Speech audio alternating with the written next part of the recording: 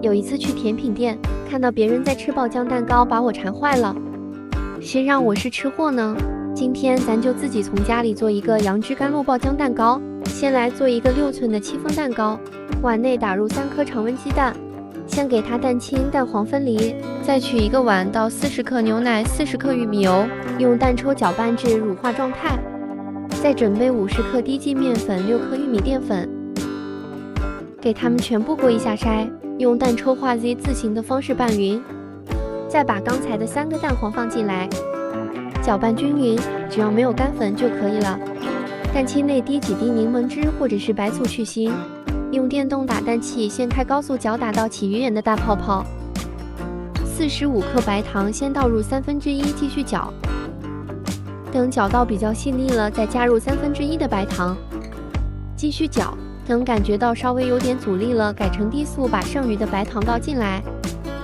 最后的状态是提起来打蛋器有一个直的小三角就可以了。先取1/3蛋白放入蛋黄糊内，用翻拌的方式给它拌匀，再放入1/3蛋白继续拌匀。把拌好的蛋黄糊倒入剩余的1/3蛋白内，翻拌均匀就可以了，一定不要过度的去搅拌。取一个6寸的戚风模具，把面糊从高处倒进来，拿起来稍微震一下，震出里边的大气泡。烤箱上下火130度，提前预热10分钟。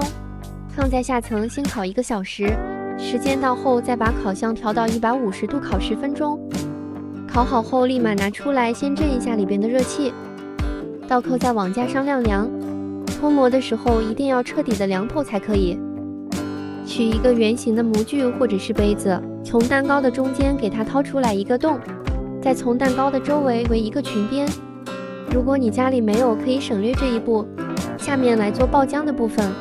120克芒果肉倒入搅汁机内，再倒50克椰浆，30克纯牛奶，启用果汁键给它打成泥就可以了。